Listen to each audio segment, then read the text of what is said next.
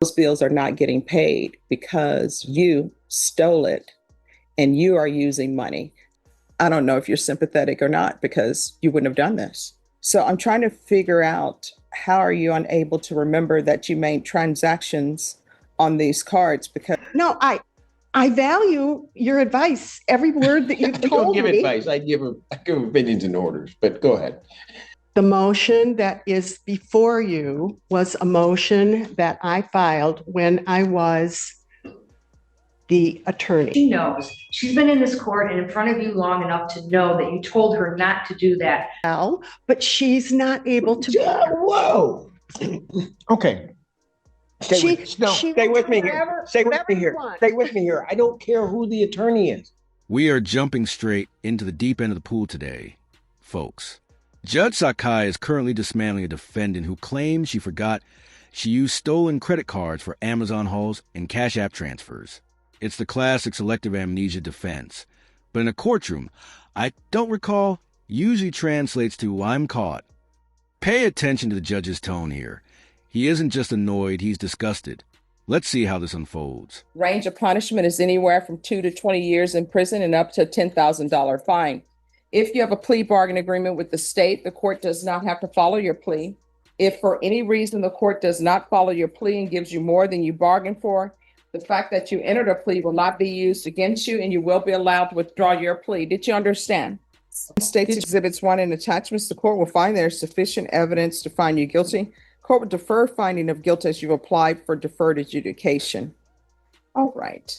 So with regards to, do you have an amount that's due for this specific, for the case CC 734399? I don't, Judge. It's a separate incident. All right. When will you have that amount that's due? I'll go after this, Judge, and confer with the ADA over in County Court 15 and find out.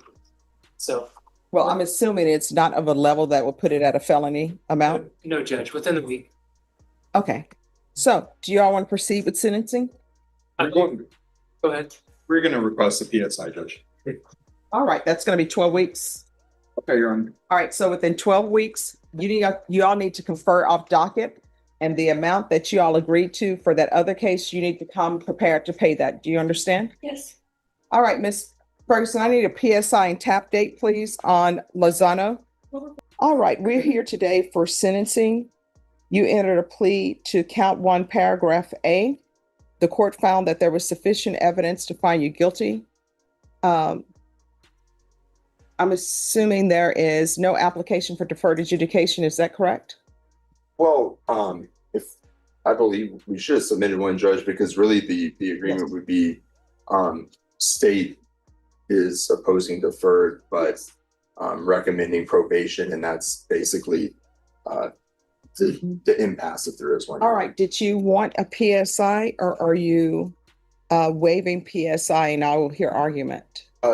There was a PSI done. I reviewed it. Yesterday. I don't have a copy of the PSI. Just one moment. Judge. And I did as well, Your Honor. No objections. Right. And you all are correct. I did. I remember now receiving and reviewing this PSI because that's where we got the amount that's due. So are there any witnesses from the state? And none from the state, Judge. And in full candor, I believe the state was silent on the defendant's application. That is true.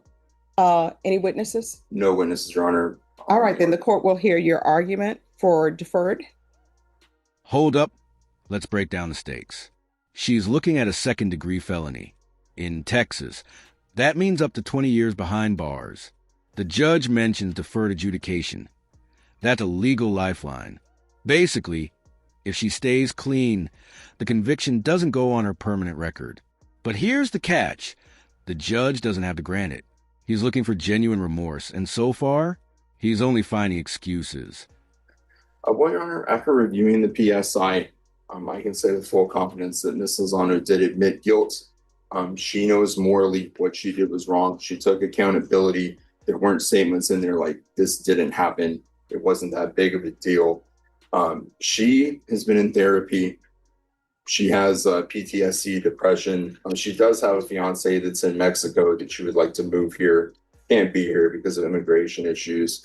But taking it back to the offense, Judge, she knows that just because she was going through financial difficulty, that doesn't justify her actions. And what I would like to say is to take nothing away from the victim impact statement. However, two of the victims were less than 30.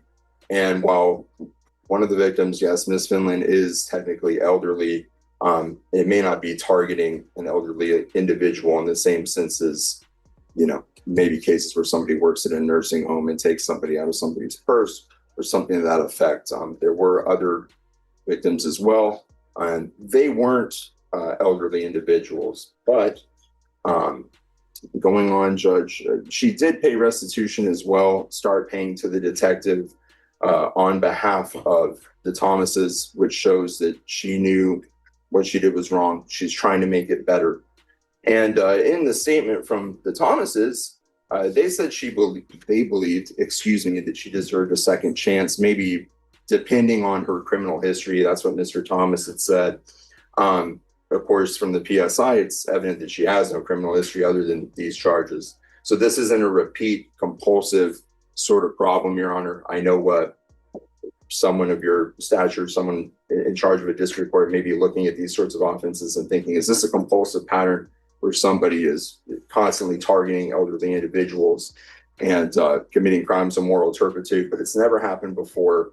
I believe firmly, after representing Ms. Lozano and talking to her, coaching her through this case, it will never happen again. She knows it's very serious and she will never want to be in this position again. From the victim impact statement from Ms. Finland, I didn't really understand if it seemed like she talked a lot about thinking community service of some sort was appropriate.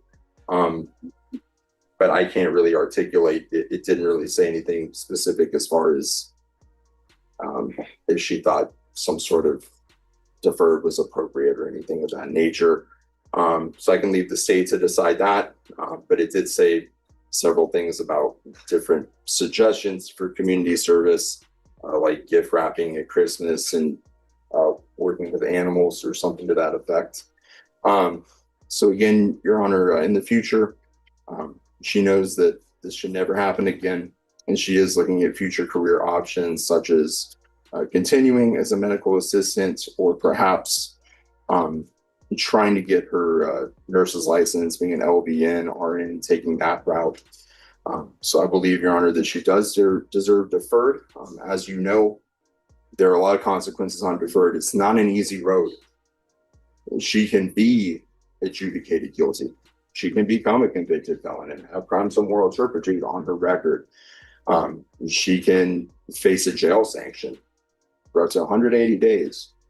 She can face TDC, more important. So because of the consequences, Your Honor, and because deferred also gives the court room to punish her if anything does happen again, or if she's not compliant with probation, I'd ask the court to place my client on deferred adjudication and give her a second chance to make this right and perhaps in the future avoid becoming a convicted felon. All right, is there anything you wish to say? No. All right, well, I have some questions. Any objections to the court asking questions? No, Your Honor. Can you raise your right hand? Do you solemnly swear or affirm the testimony you give will be the truth and nothing but the truth, so help you God? Yes, ma'am. All right, you can lower your hand, state your name for the record. Christina Malala. All right, so I've read the PSI report, and in the PSI report, when you're asked questions about using these cards, you say you don't remember. What is that about? I mean, I remember using the cards. I think it was more just kind of in general, like kind of how the day went. Even though I know I committed a crime, I mean, it still is something that weighs on me every day. Never been in trouble. I don't do things like this. And so that's kind of where I didn't remember. It wasn't that I didn't remember necessarily committing the crime. No, it says the defendant was asked about the details in the offense report, stating that she used the card to pay for her rent, but stated once more that she did not remember. This officer then pressed her recollection and encouraged her to be honest, and she reported that she did use the card multiple times. She reported that she attempted to pay her rent first, but was adamant that all transactions were unsuccessful. She was asked about her financial situation at that time, and she stated that she was struggling financially and had to pay for rent, car payment, insurance, and was not managing her money correctly. The defendant was asked about the purchase with the Randolph Brooks card at Amazon and Cash App, and stated that she doesn't remember the transactions, but they must have happened. So I'm trying to figure out, how are you unable to remember that you made transactions on these cards? Because your statement in here says that you only remember attempting to pay your rent and it didn't go through, and that you're adamant that all transactions were unsuccessful. Yeah, so I remember clearly that it was for my rent. I don't, when she had mentioned about the other charges, I was not aware that I made those charges. I mean, I possibly could have, but I remember being used for the rent because that's what was the most important at that time that I needed. But I mean, it said that the payment for the rent was unsuccessful. Correct. Yeah, I didn't. So you don't remember using it for other things? I do not. This Amazon and Cash App? So why do you think it would be okay to take someone else's cards to pay for your rent? It's not correct. But I mean, you did it. So why did you think that was the route to go? Because I thought it was an easy way, and I realized very quickly that that was not correct. And it doesn't matter what situation I'm in. So when did you realize that that wasn't correct? So you had the unsuccessful, according to you. You attempted to pay your rent. It was unsuccessful. So did you remember at that time? At that time, I was like, this is wrong, and I threw it away because I thought All right. that was So you're saying it was wrong, but then after that, there's an Amazon purchase and there's Cash App purchase. So what do you mean you realized it was wrong, but according to this, you continued to use it? Like I said, I definitely do not recall using it on Amazon. I can't remember this moment what I even would have used it for in that moment. I do 100% remember using it for my rent, and I just felt super awful and made me feel so bad because I was like, oh my God, like what is that person going through? That, my issue, I could have figured out a different way. And that's how I felt in that moment. And why did you stop paying? Because it appears that, who knows, I'm not with the police department or with the DA's office, but it appears that you were making payments and then you ended up ghosting that person and stopping making payments. Why?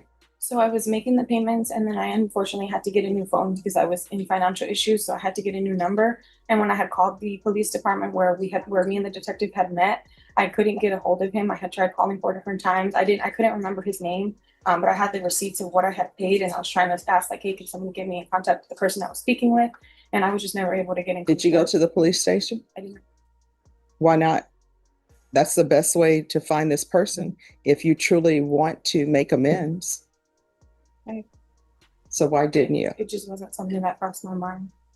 And then you said that the reason why you're in these difficulties was because you were not managing your money appropriately. What do you mean by that? I just wasn't budgeting correctly, and I had a car payment that was just way too expensive, and I wasn't able to afford and rent at the same time. And I needed to be responsible and get rid of that car. And why didn't you get rid of that car? I think it was just my not wanting to see, like, just not wanting my family to realize that I wasn't making it. I think that was just kind of the biggest thing. And do you still have that car? I do. So when did you get rid of that car? I believe it was like a month after this incident. Mm-hmm. I gave it back to the bank that I had it with. So I'm trying to make a decision on whether or not to give you deferred. What I can tell you is people on probation in this court, I don't allow them to work with vulnerable people. So you're not going to be in the home healthcare field where you're dealing with patients. You're not allowed to work with minors. Do you understand that? Yes. So this is me trying to figure out whether or not to give you deferred. And this is my question for you. With your stealing of those credit cards and using them, what do you think the person whose cards they belong to, what do you think they had to do to straighten all of that out?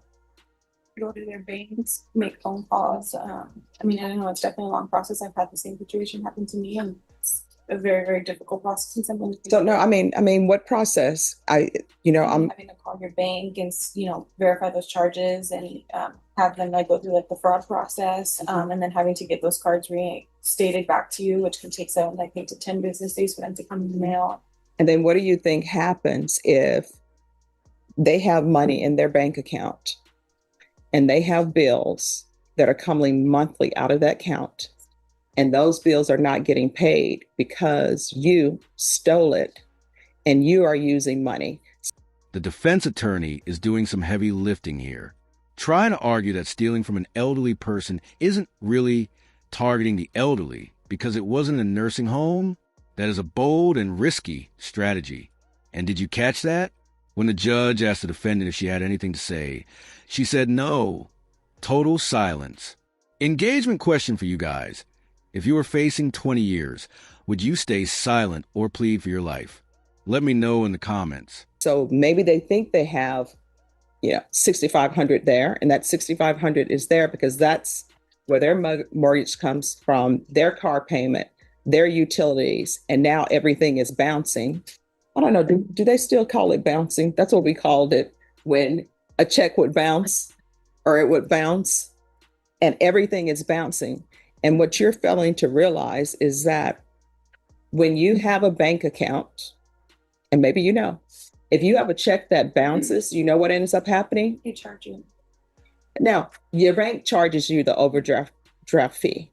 And then now they do it where whatever account was trying to get that money, they charge you a fee. So for the person who has their utilities coming out of their account, they're probably not checking it. They're thinking, oh, everything is fine. Maybe they come home and their utilities are off. And then you know what? It's a snowball effect because then they have to call the utility company searching why they don't have their money. And then guess what? Then pay the utility company extra because they're going to pay you a fee to turn your electricity back on, right? So that's extra. And then you have to pay them because your check bounced. And then you have to pay the bank because you had an overdraft. And even when people have overdraft protections, there's a fee associated with that. It's just not like the bank said, oh, we're giving you free overdraft protection. So I don't know if you're internalizing everything. And if you're telling me that in the past you've had this happen to you before, I don't know if you should get deferred adjudication counsel. Well, Judge, she has taken a plea. I can tell you without violating any lawyer-client confidentiality, she's never been the type of client to lack accountability and tell me this is just all bogus. It never happened this way. They're lying. There's none of that. We discussed this case and she came to a decision very quickly. And I know she realizes the impact of her actions. I will say with respect to credit card fraud, every bank is a little bit different. It happened to me a few months ago, or maybe about 5 weeks ago.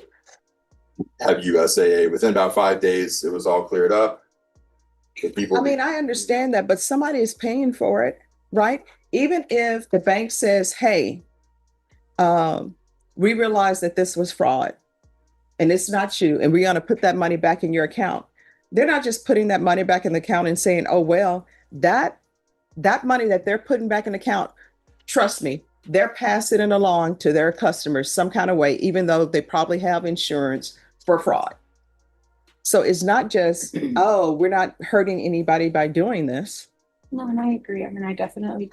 I understand that my actions were very wrong, and that would never happen again. And I do feel very sorry for the victim because like I said, I have been in that situation and it's not something that's easy at all. Were you in that situation before or after this happened? Before. So I don't know if you're sympathetic or not because you wouldn't have done this. And sometimes when people are having financial hardships, if you just ask for help, usually people will help you. But you can't work in any offices or anything because you can't be trusted in an office. And that's just based upon this. And you can't work around any money. I'm not going to allow it. And that's based upon this. So are you currently employed? So how are you supporting yourself? I had got fired for this case, and I took out my 401k, and that's kind of what I've been using. So here's my question. And I always say taking out 401k, usually people do that a lot. Why didn't you just take money out of your 401k when you were struggling with car payments and everything instead of stealing? At that time, I was transferring jobs, so I didn't have I had only been at my job for 6 months, and then I had transitioned to a different job, so I didn't have a 401k, like anything available. But now that you're unemployed, you have a 401k. Because I had been with my company for the last 2 years before this case.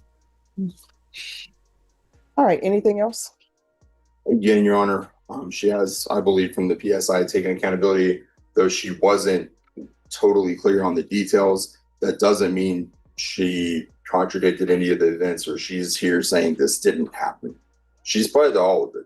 She's making an effort at restitution. She already has paid in the past.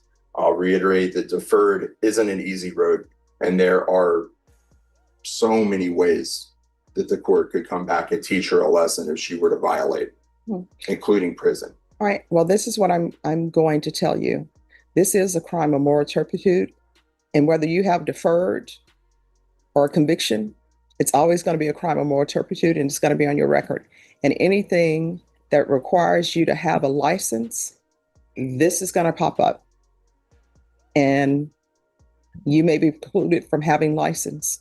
That goes for cosmetology, whatever business that requires you to have a license, this is going to pop up. You understand? All right, the court will sentence you to 8 years, deferred adjudication. There's to be regular reporting by Zoom or in person. There's to be regular random UAs. There's to be restitution to Randolph Brooks Federal Credit Union. And the amount of $36.74. And Judge, Yes. I don't mean to interrupt, but for restitution, after reading Ms. Finland's statement and talking with defense, can we bring the fine down to $750 and add $250 in restitution to Ms. Finland for the cash missing from the wallet? Defense? Yes, that's what we had agreed upon, Judge, because that wasn't accounted for. Okay. So then that's a remaining balance of $1,125? That'd be correct. All right. So the remaining restitution to Ms. Thomas is $1,125. You'll have to do those hours at an approved restitution center. Probation will let you know which places are approved. If there is something that you're interested in, let them know, and we'll see if there's an approved place for that. Usually it's the San Antonio Food Bank, but if there's a shelter and you want to do it at the shelter, you can do it at the shelter. Is there anything else you need from the court to be successful? Here's the thing, and this is what my grandmother would always tell me, my mom tells me, and this just goes through our family. And the number one thing is you cannot build your happiness off somebody else's misery. So even if you think it's a shortcut for you, you need to ask yourself, am I making somebody else's life miserable? And if the answer is yes, don't do it. Now, you're on deferred adjudication. If you successfully complete it, you won't have a conviction on your record. However, this is always going to be on your record. And anytime you try to apply for a license, it's best that you be truthful with them up front, because you know what's going to end up happening. If you say no, they're going to you may end up getting the job, but then when that background check comes through, they're going to see this and usually they will fire you. Do you understand? The other thing about deferred adjudication, if you don't successfully complete it, you're looking at potentially 20 years in the prison. You understand? Yes. And this court communication is key. If there's an issue, you need to let your probation officer know about it. If you feel that they're not addressing it, you can always come back to court, but do not ghost them. You understand? All right, good luck to you. Is there a impact statement or no? Just real quick, just for restitution clarification, my understanding is that Ms. Lozano paid $825 today, by today, for the Thomases, so she owes $875 to the Thomases. My understanding is she also paid Randolph Brooks, and so it would just be the $875 and then $250 to Miss Finland. No, I thought you all were adding $250 to the $875 because she paid $825. And you all told me that the balance was in the beginning was $1,700. And so then that left the $875. And I thought you all were adding $250 to $875. So we are adding 250, Judge, but not to the Thomases. That's to go to Miss Finland, who's the individual that wrote the letter. All right, just 1 second. We're back on the record. So there is a restitution to Lauren Thomas of $875. That's the balance. And then you say that Randolph Brooks has been paid? That's my understanding, Judge. All right, then there's no restitution to Randolph Brooks. And then Finland, what is the first name? All right, so that the record is clear, the amounts that are owed are $875 to Lauren Thomas and $250 to Deborah Finland. The restitution to Randolph Brooks Federal Credit Union has been paid in full. That's correct. All right, thank you. Thank you. Thanks so much, Judge. Thank you. Enjoy the rest of your seminar and go to Mayfield and see the peacocks. Yes, ma'am. It's a nature preserve, too. It looks fun. The judge just gave her a massive lecture on the snowball effect of financial crime. He's making it personal, reminding her that her easy way out made someone else's life a living nightmare. He grants her the 8 years of deferred adjudication. She avoided prison, but he's stripping her the ability to work with money or vulnerable people. She's free, but her career is essentially over. Talk about a bittersweet victory. Got it. Okay. Good afternoon, Your Honor. How are you? Gail, I'm about to find out. Gail Rosen appearing at Francie Novar appearing on behalf of the defendants. Okay. I'm Donna Toth.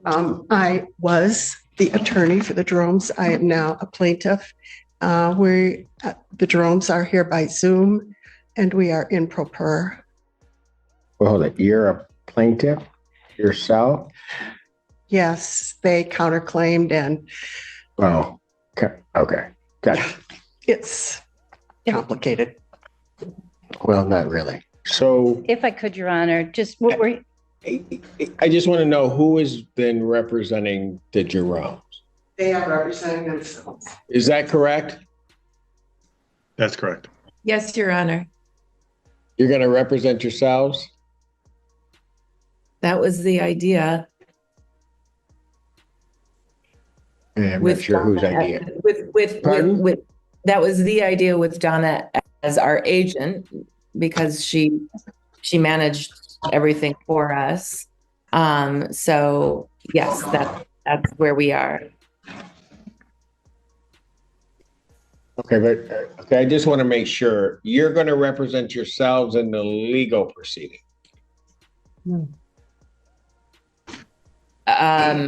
We're representing ourselves today. I don't know. I mean, what I'm hearing from you is that perhaps that's ill-advisable. But yes, today we are here just representing ourselves. Okay, no, I didn't mean to say either way, except that I just want to make sure I'm clear that from a legal standpoint, you guys are representing yourselves. That's correct. But you're doing it for today for sure, but it may change. Yes, sir. Yeah. Got it. I got it. Managed the entire lease from the beginning to the end and had all interaction on the lease and its terms and meeting the responsibilities of the landlord as their agent. I did that. And as far as the request or the assertion that the plaintiffs were leaving the property September 1st, they have not requested nor gotten written permission to terminate the lease. And they have not, see, this is where this gets weird. Okay. Okay. Because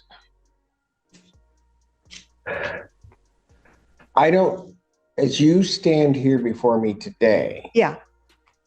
How are you asserting that on behalf of the Jeromes? As the agent who has been completely involved in the entire performance of the lease from the standpoint of the tenants. Okay, that's why, as I said before at the last hearing, that we actually were all here. Yes. This gets messy because that notion, certainly you can say up to a certain point that's occurred. However, it's really up to Jerome's to say that. Okay. Well, No, I mean, it is murky because, of course, as our agent, all these, from our perspective, all of these things are allegations we're not there on the ground to see. Yeah, okay. And that's, let me just stop you there because I think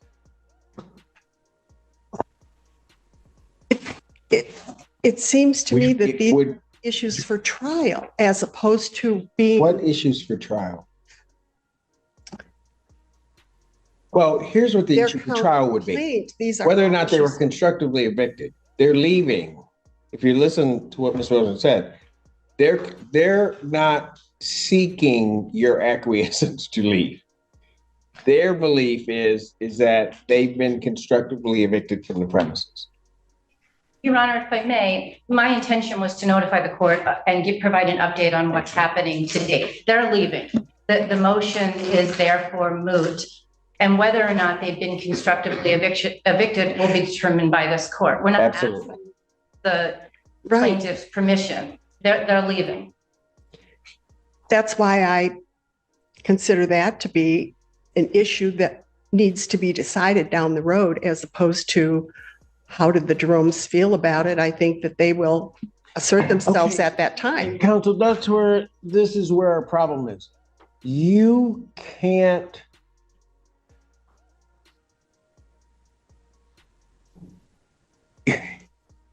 you're holding way too many different roles. I don't know when you're talking to me, whether you're talking to me as an attorney in the case or as a party in the case, but it worries me because of this court's order. Yes. When you're talking about something, making a representation as to almost representing the Jeromes, because that's going to be a problem. Okay, they have counterclaimed against the Jeromes and me, and these are issues in their counter complaint that all of the things that I didn't want to say this, but here's what I'm just going to say. Here's what the problem is, counsel, and why I did what I did. The problem is that, as Ms. Jerome was saying, they weren't there. So let's assume, for the sake of argument, I'm not saying that it's case, that you did something that was where all of a sudden they're liable for it and they didn't give you authorization to do it. And if that happens, you guys are on way opposite ends of that legal perspective and argument. Wouldn't that be part of their counter complaint, which is I'm not even getting to the counter complaint. I'm just getting, you're standing here making representations on behalf of the Jeromes under the guise of being their agent. Right, because I was. However, if I could just add to, Your Honor, the mediation, the report to the court, the mediation summary was also drafted and filed by Ms. Tope. The response to the motion was drafted and filed by Ms. Tope. So, what was the song? Yeah. I hope it's inspirational. So it's even murkier. I wanted to put on a flannel shirt and go outside. Put on a hat. No, anyway, I'm sorry. It's even murkier, Your Honor, in terms of where the representation begins and ends. And that's why we filed the motion to disqualify Ms. Tope as their attorneys, and you granted the motion. Switching gears. We are now in a civil mess that would make a law professor's head spin. Donna Toe was the attorney, then got disqualified, and is now claiming to be an agent, while also being a plaintiff. The judge is literally telling her, stay with me here, because the conflict of interest is blinding. This is a legal nightmare. You cannot be the lawyer, the witness, and the person suing all at the same time. To disqualify Ms. Toe. Your Honor, may I say on behalf of Mr. Eric Cassidy that we believe that Ms. Toe has completely violated your order. She continues to represent the Jeromes. By saying she's an agent does not mean that she's not doing legal work on behalf of the Jeromes. They admitted it themselves today. This needs to stop. She should be sanctioned, and we need to move forward with the trial in this matter. The motion that is before you was a motion that I filed when I was. And there it is. The opposing counsel is calling for sanctions. This is what happens when you try to skirt a court order by changing your title. The judge is worried about opposite ends of legal perspectives. And honestly, so am I. This case is a masterclass in how not to handle a legal disqualification. We'll have to see if Donna Toe's agent defense holds up or if she's about to face the wrath of the bench. Thanks for watching this breakdown. Don't forget to hit that subscribe button for more courtroom chaos. The attorney. I no longer the attorney, but in your order, you said that we could pursue that motion, and you set it for a hearing today because you did not want to jeopardize the Jerome's rights. That is the motion that I put into notice for this hearing. And these other things sort of fall behind that. So I sort of am, I have been put into that position, this position, by filing that motion. And so I'm responding as the person who filed that motion that you allowed us to continue to present before the court on this date. Your Honor, that motion is moot. And it's not moot because they haven't left. And next week. And additionally, after the disqualification order was signed, Ms. Toe filed an amendment to that. No, I know. To that motion, and then a response to our motion to strike. So it continues, and there's quite a lack of clarity onto as to what Ms. Toe's role is in this matter. And Your Honor, I think it's willful at this point. She knows. She's been in this court and in front of you long enough to know that you told her not to do that. There's a clear conflict of interest between her and the Jeromes that will be apparent at trial. So she's not only having the conflict of interest, but she's a witness and she's participating as an attorney for herself, an attorney for the Jeromes still to this day by her last two pleadings. The response to the letter was because I, as their agent, set up that dispute resolution settlement meeting. And so I feel I set it up with the University of Michigan because it's a term in the lease. And so I felt like. But Your Honor, it was filed on their behalf after she was disqualified. Oh, I know. And it was also a completely improper filing. There's no, I don't know why a report was just submitted to the court on facts that the court wasn't seeking information about. It doesn't ask the court. That's in our answer, my answer, because I'm the one that had it set up, and I'm the one that got affirmation from the director who set up the meeting that it was not mediation, it was not legal mediation, and the assertions that were put into their motion to strike were not accurate. Your Honor, Ms. Tope wasn't at the mediation. That was the point. It was the plaintiff without Ms. Tope. She prepared their affidavit. She filed their affidavit. It is mediation. The court ordered mediation. This is all a type of mediation that was provided. The parties agreed to it. The parties signed a confidentiality agreement that applies to the entire process of the mediation. And our answer answers that, because he directly said, and let's not that it was not mediation and did not have any legal import, and that they would not file a report with the court. They would not file a report with the court because it's confidential. They signed an agreement that said it's confidential. The court rules provide that it's confidential. The rules of evidence provide that it's confidential. And now you're trying to get that information in yet another time when the information is confidential and shouldn't be. And we requested that it be withdrawn. Can I remind the court that Ms. Tope tried to get this information in last time at the hearing, and I objected, as this was information to settlement discussions, and Your Honor said, yes, I'm not hearing any of this. So she turned around and put it in a writing and submitted it. And MRE 408 does not say mediation. It just says settlement discussions cannot be before the court. And the settlement discussion, nothing about this, Your Honor, nothing about the settlement discussions was disclosed by the Jeromes. What was in their letter? They described to you that they did discuss the issues of the landlord-tenant case that was presented to the dispute resolution people, assistant.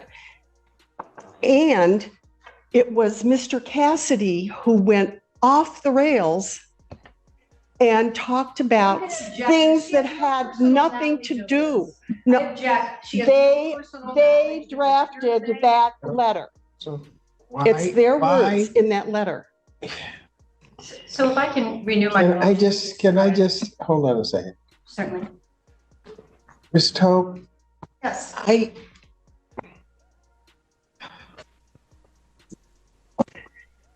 I don't like finding that attorneys are violating not only the written orders of the court, but certainly the spirit of the court's orders, and are trying to go around that.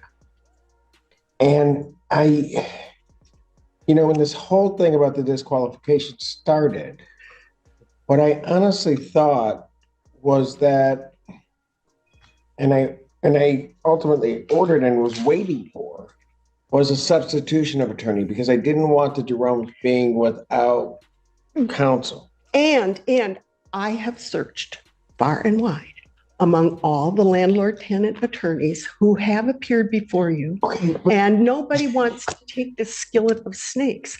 I have an attorney who is not part of the landlord-tenant attorney group, but she has not been able to file an appearance for me because she was in court today. But is that for you? Yeah, she will represent the Jeromes as well, but she's not able to. Whoa. Okay. Stay with me here. Stay with me here. Stay with me here. I don't care who the attorney is. Okay. That attorney cannot represent both. There is, even from what minimally I know about this case, just from the plea, that can't happen. Okay. And I'm not going to allow that to happen. Because I think, quite honestly, and I didn't want to say it out loud, but I'll just say it out loud now. I think the interest of the Jeromes are going to, at some point, be absolutely in direct conflict to your own interest. Understood. Okay. No, I value your advice. Every word that you've told me. I don't give advice. I give opinions and orders, but go ahead. Okay.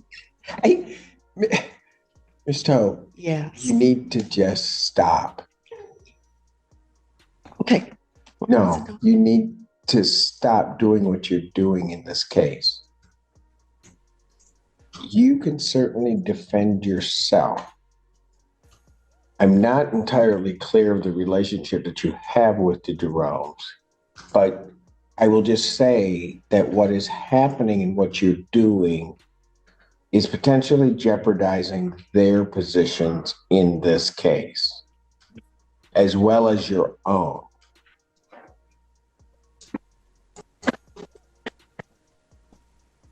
I hear what you're saying. I intellectually do not understand because. Just basic, just basic. Okay. If you did something. Yes. That they did not implicitly or explicitly give you permission to do. Right. That then would, because you're acting as their agent and it causes liability to the Cassidys. You with me so far? So far. They come after you because they didn't give you authority to act. They meaning? The Jerome. Oh, because they're going to go after. Because now Jerome all of a sudden they're something I did in performing the lease.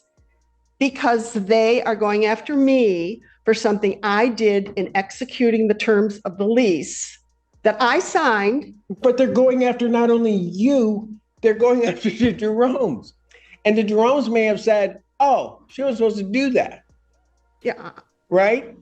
And that the Jeromes, I'm going to presume, are going to say, we don't want liability for that. She didn't have authority to do that. Right. And so it's on me. Yes. Yes. Let's presume it comes out that way. Yeah. The problem is when you're representing them, that will never happen. As the agent who signed the lease? As you're representing them and making the statement as though you are one in this court, that will never happen. The fact that can't happen or won't happen is where there is jeopardy and prejudice to the Jeromes in terms of what their position might ultimately be. Okay. The attorney that I have retained,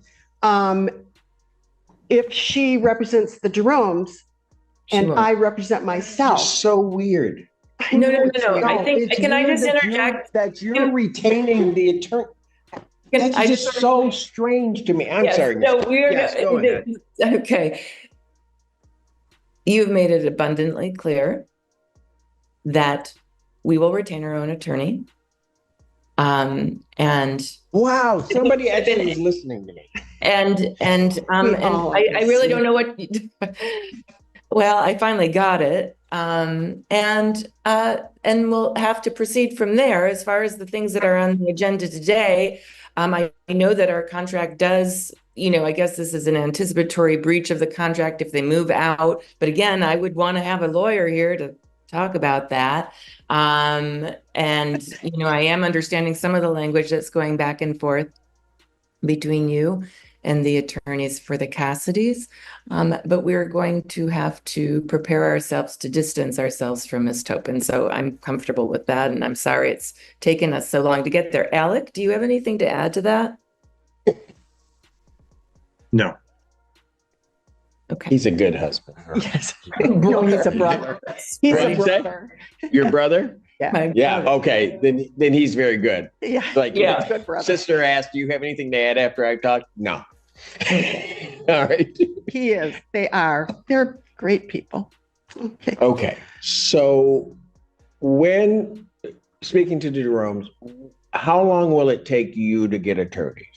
Because it's going to be very difficult for me to move forward unless I'm sure you've got attorneys that are. They will have an attorney within. Why are you answering for them? Yeah, no, I got this one. I got this. Your Honor, we have talked about this. We have talked about. What did I just say to you? In the past. Oh my gosh. Look. Yeah, no, I just to interject again. Alec, it's the 23rd of August. I would say after the 11-year-old, she's beginning school. Could we put it into the beginning of September? I would think that we should be able to find some. Okay, let me ask you this. Could you guys have an attorney in, say, 2 to 3 weeks? Yes. She just 3 said weeks, please. Yes. 3 weeks? Is that going to be tight for you? I don't want it to be tight for you. I'm just. Alec, what did you say? I said 3 weeks. I would like the latter of that range if possible. Okay, so at least 3 weeks to get you. Okay, very good. See, I knew he'd say something eventually. So, okay, all right. So, all right. So I do think, Your Honor, our motion to strike is pretty straightforward. Yes, it is. Okay, so, and this is what I don't understand. Yeah. Why do I have a report to me at all? Because in typical actual legal mediation, the mediator gives a report. And because it was my understanding from talking with the Jeromes after the session that I had arranged for them, things went much further than the subject of the meeting was supposed to be. And it was discussed with, go ahead.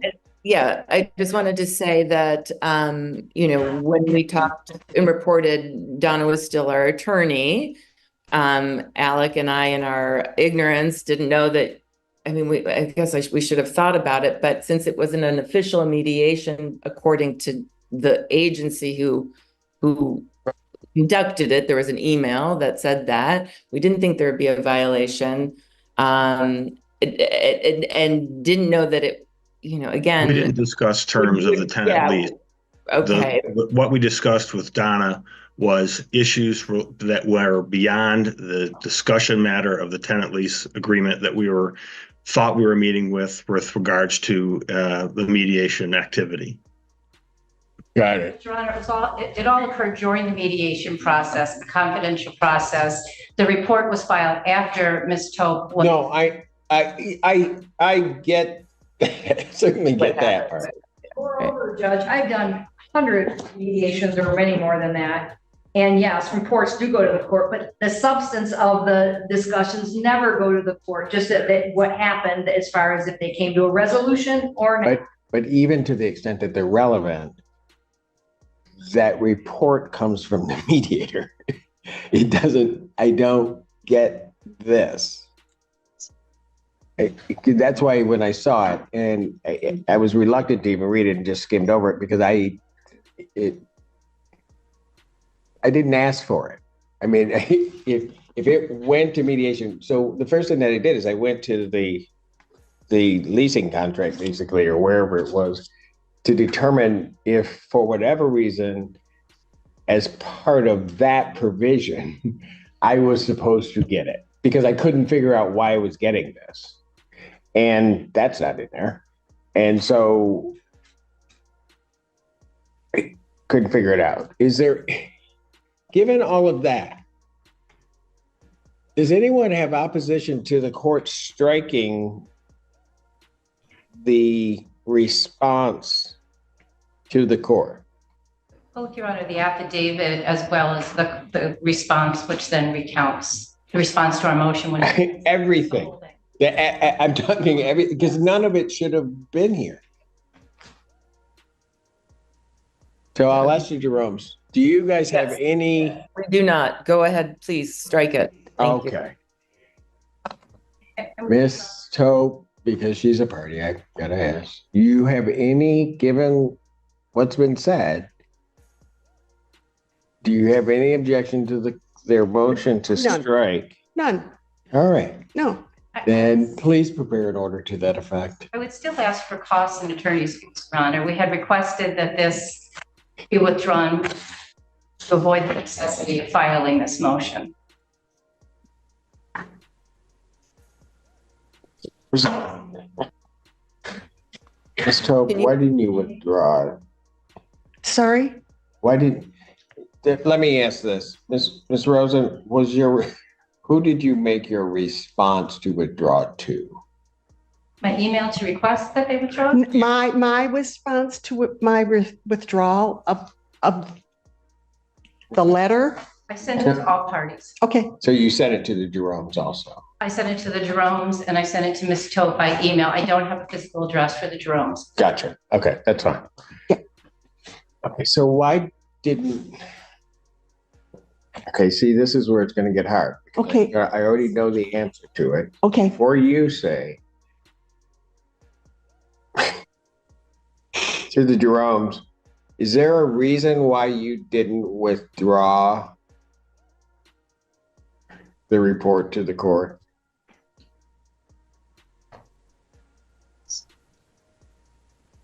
Is there a reason why we didn't withdraw the report to the court? Right, why you didn't acquiesce to the request to withdraw?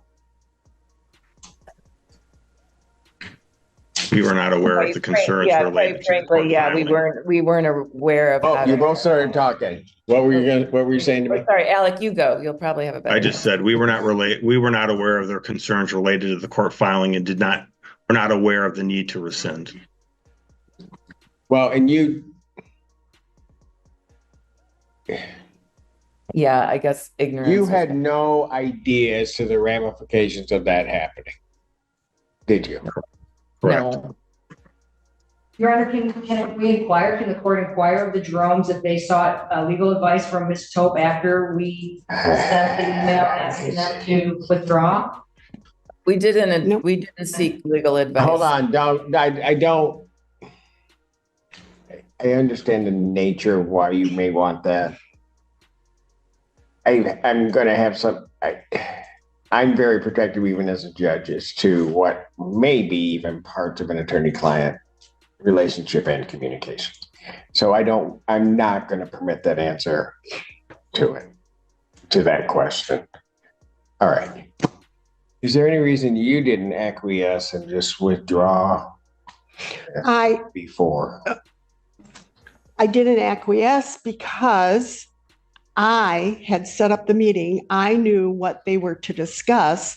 I knew what the confidentiality agreement should have covered, not as an attorney, but as a person who was trying to effect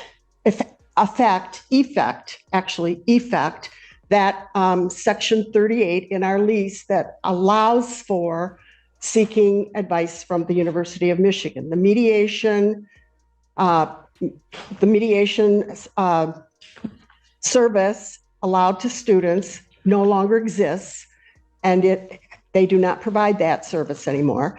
And I was referred to the dispute resolution, where the parties talk about the issues under dispute, which are the lease terms.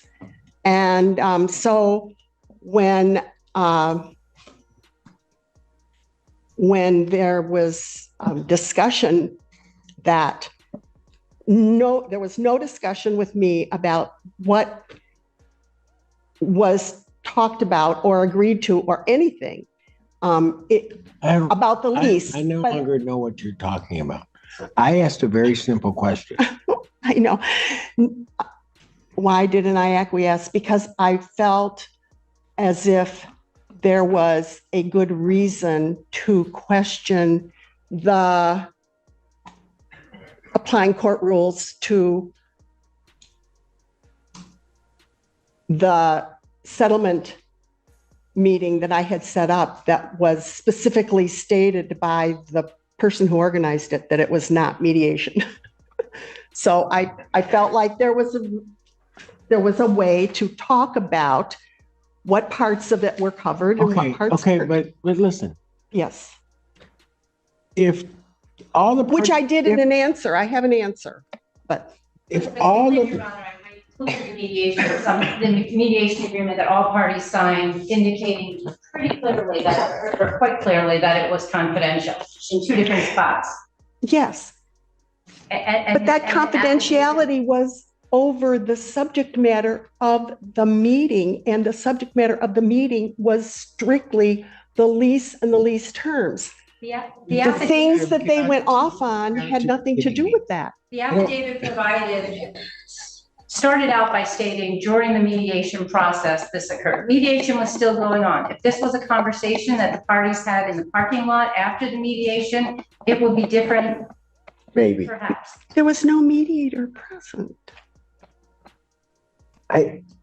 I don't, Mr. Tope, I really don't understand. First of all, why you felt it necessary to give that to the court, right? That's the first thing.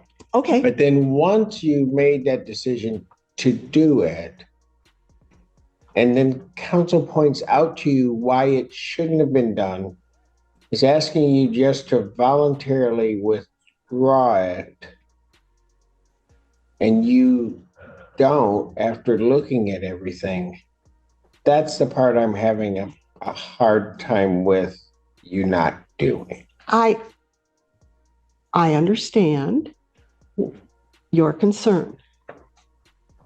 I felt it was, since we had such a long discussion about mediation and good faith, and we finally agreeing to try to effectuate the term in the lease and follow that, which is what I did, and the mediation aspect not being available, I felt that it was my responsibility to give you back what had happened during this discussion that you had made very clear that you would like to have us do. And so I did. Well, why do you think I would need to know? What? Why do you think I would need to know? I don't know, because you told us to do it. Your Honor, clearly she's just trying to prejudice the defendant counter plaintiffs by providing false information to the court. No. She knew she wasn't supposed to. No, strike it. The last hearing. It's not going to make any difference. The judge will not make any decisions based on that report. It was just saying what happened. That's all. And I have no problem striking it. It's causing such problems. My request for costs and attorney's fees, and we'll let the court decide how to proceed. I've listened to you, and the reason I was asking the question is, Ms. Tope, tell me why I shouldn't sanction you. Because one of the things that comes out in this back and forth is that I am being attributed by the other party because I am a plaintiff in the counter complaint as having ulterior motives, and honestly, I don't. I'm just trying to respond appropriately to my responsibilities as the agent who has been managing this lease from the very beginning. And Ms. Tope, that's not a real answer to my question. I know. Well, but that's how I'm thinking. I'm not doing anything willfully, intentionally, or in an aggressive, oppositional way towards their clients. And it doesn't have to be aggressive. It's still in violation of the confidentiality agreement, the court rules, the evidentiary rules, and given an opportunity to withdraw it, you didn't. So here we are. And that is part of the story, but the other part of the story is, given an opportunity to withdraw it, I didn't, because I felt I had a responsibility to report what the judge had ordered us to do. Your Honor, I don't see. So I don't know where that responsibility came from. If it came from a court rule, if it came from the rule of evidence. It came from his discussion, just like this. I totally hear what the judge said. I told you to do that? No. Making things up right now. And it's improper, and she needs to stop doing that. She needs to stop making false statements to the court. Okay.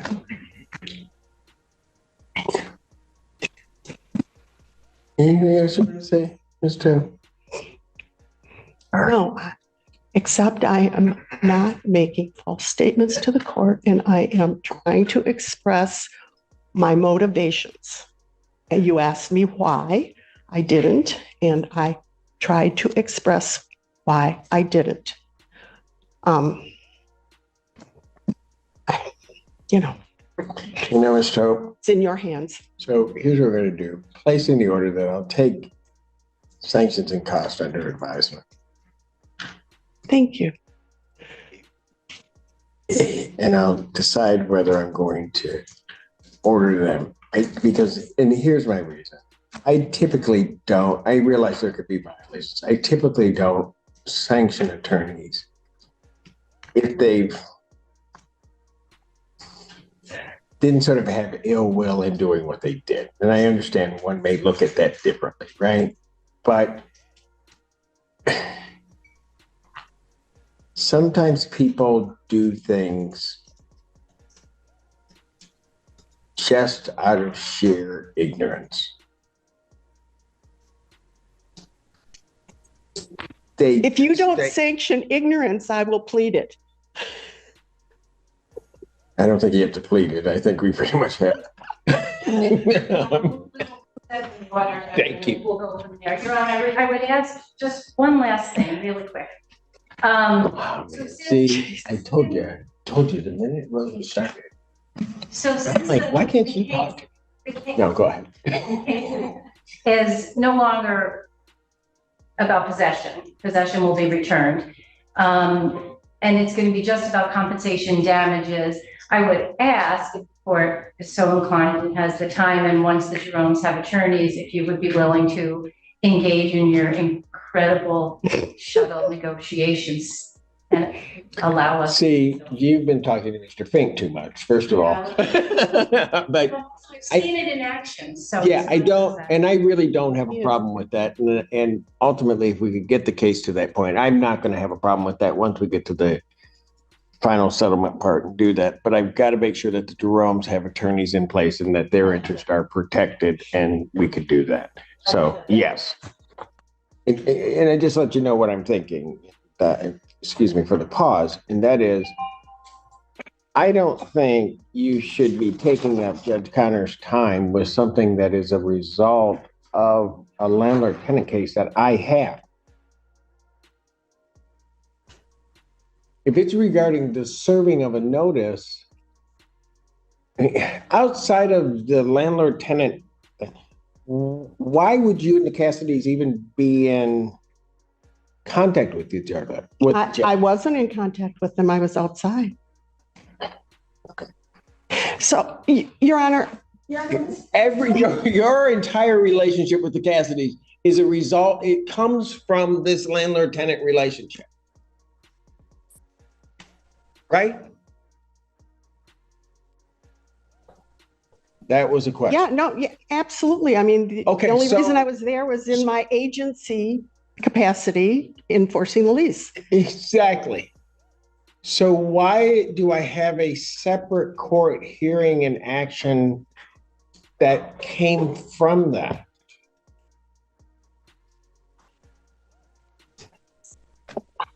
Let me just say this. When was this filed? Oh, August 8th.